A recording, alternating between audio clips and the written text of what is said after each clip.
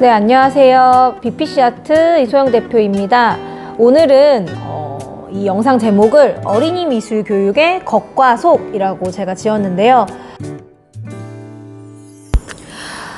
저희 BPC는 지난주에 강아지를 주제로 미술 수업을 했습니다. 수업의 제목은 화가들의 강아지, 나의 강아지였는데요. 일단은 제가 먼저 우리 어린이 친구들이 크로키한 여러 강아지들의 작품들을 보여드리겠습니다. 흔히 이제 강아지나 고양이, 동물을 그린다 그러면 많은 분들이 당연히 사진이나 이미지를 보고 그릴 거라고 생각을 하죠. 근데 진짜 좋은 미술 교육을 하려면 실제로 우리 교육자들이 어린이들을 위해서 어디까지 준비할 수 있을까, 이 한계를 계속 생각을 해야 되는데요.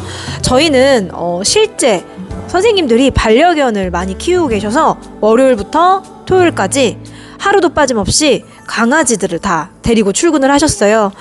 이렇게 직접 선생님들이 키우는 반려견들을 데리고 와서 우리 BPC 친구들이 직접 움직이는 강아지를 보면서 크로키 할 수 있게 수업을 준비를 했는데요. 우리 강아지들도 스트레스를 받을 수 있기 때문에 월요일은 그리미, 화요일은 파코니, 이런 식으로 번갈아 가면서 출근을 했고, 또 이왕이면 우리 주인인 엄마인 선생님이 안고 이제 강아지를 데리고 있으면 어린이들이 이렇게 움직이는 강아지를 보면서 여러 가지 컷을 크로키를 했습니다. 제가 이 영상을 만들면서 그냥 우리가 수업했던 것을 흘러가듯이 보여주기보다는 미술 교육의 겉과 속이 얼마나 다른지 그 주제로 한번 이야기를 해볼까 하는데요. 저희 BPC 아트 유튜브를 보시는 학부모님들 혹은 미술 교육인들은 내가 과연 어떤 주제로 미술 수업을 할 때, 또는 우리 아이가 미술 수업을 받을 때 과연 이 교육원은, 이 학원은, 아니면 이 선생님은 과연 얼만큼 미술 교육을 준비를 하고 수업에 참여하는가, 이런 것들을 한번 생각을 해보시면 좋을 것 같아요. 저희 같은 경우는 사실 지금 영상에서는 어린이들이 실물 관찰 크로키를 하고 있죠. 정말 다양한 종류의 반려견들이 와서 모델이 되어 주었고, 물론 강아지를 무서워하거나 알레르기가 있는 친구들은 사전에 공지를 해서 보지 않고 이제 사진으로 받고, 강아지를 봐도 되는 친구들은 이제 모여서 같이 함께 보면서 크로키를 했어요. 이렇게 되면 강아지를 키워보지 않은 아이들도, 혹은 강아지를 키우고 있는 아이들도, 강아지에 대해서 좀 잘 몰랐던 아이들도 외운 이미지가 아닌, 상상의 이미지가 아닌 실제 내 눈앞에 우리 선생님의 반려견을 내가 그린다 라는 생각으로 선생님과 학생들 간의 라포, 관계 형성도 되고, 또 친구들과 함께 똑같은 강아지를 보고 그리는데 다 다른 모습을 포착을 하잖아요. 그러다 보니까 한 점의 작품이 완성되는 게 아니라 수업이 끝나면 여러 명의 시선을 감상할 수가 있겠죠. 이런 점들이 상당히 좋았던 수업이었습니다.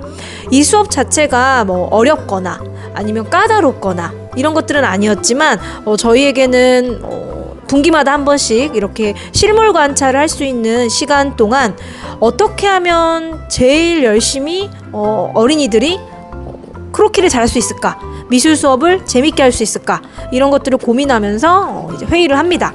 그리고 재밌는 건 이제 저희는 항상 수업하기 전에 미술 작품들을 감상을 합니다. 실제로 원작 작품이 BPC 안에 있어서 원화를 감상을 하기도 하고요.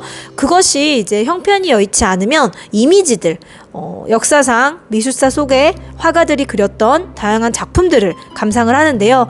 저희 같은 경우에는 이제 인류가 최초로 가축으로 이제 처음에는 삼았던 이 강아지가 어떻게 반려견까지 됐는지 그 과정에 대해서도 명화로 알려줬어요.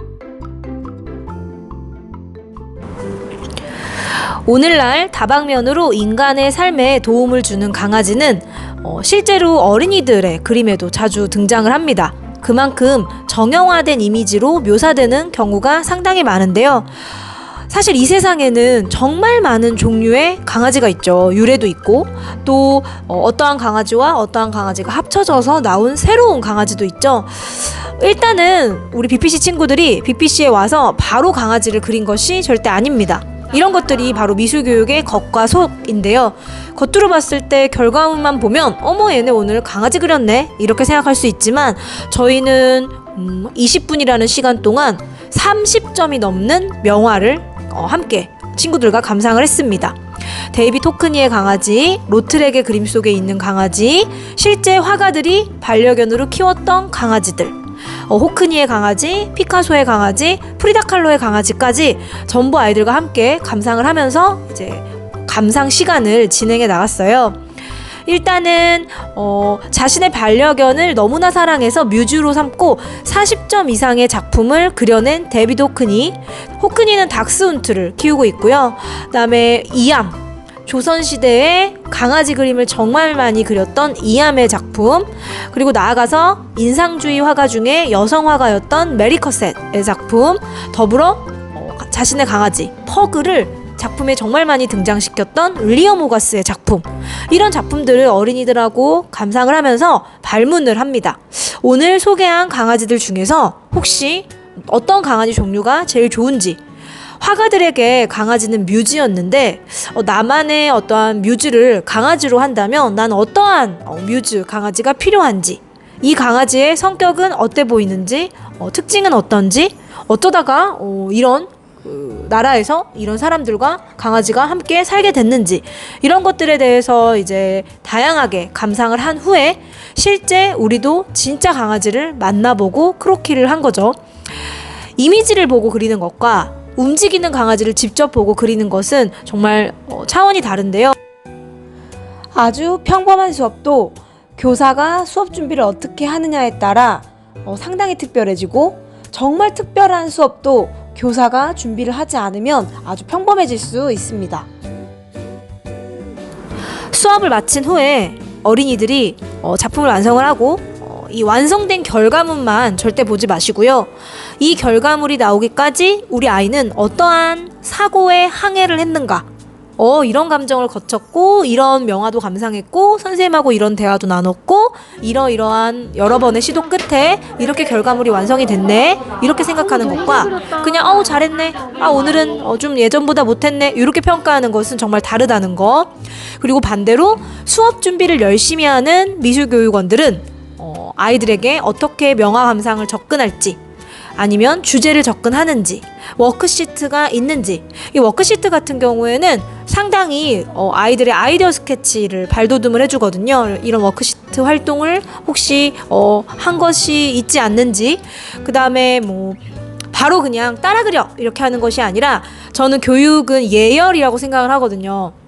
처음에 아이가 교사를 만났을 때 바로 오자마자 로봇처럼 그리는 것이 절대 아니죠. 오늘의 주제에 대해서 친구들과 함께 이야기를 나누고, 선생님이 준비한 건 뭐고 내 생각은 어떤 건지 서로 이야기를 하다 보면 이제 마음의 온도와 뇌의 온도가 대표집니다. 전 이것을 교육의 예열 시간이라고 보는데, 이런 전개 시간을 통해 아이들이 오늘 스스로의 힘으로 본인의 표현적인 한계를 극복해 보는 거.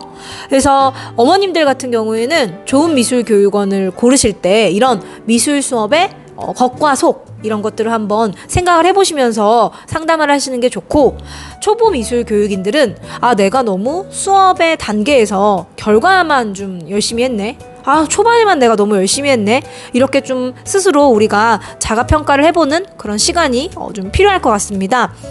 저희 수업이 엄청 특별하다, 엄청 대단하다, 이렇게 이야기하는 것이 결코 아니고, 강아지라는 아주 평범한 주제로도 얼마나 다양하게 재미있게 미술 감상도 하고 비평도 하고 토론도 하고 크로키까지 할 수 있는지, 이런 과정들에 대해서 한번 영상에 담아본 거라고 생각을 해주시면 감사하겠습니다. 저는 이렇게 앞으로 한 5분에서 10분 정도 미술교육, 어린이 미술 수업의 팁이라던가 우리 어른들이 볼 때 몰랐던 것들, 학부모님들이 놓쳤던 거, 미술교육인들이 놓쳤던 것, 이런 것들을 조금 전달을 앞으로 또 해드리도록 하겠습니다. 오늘은 여기까지 할게요.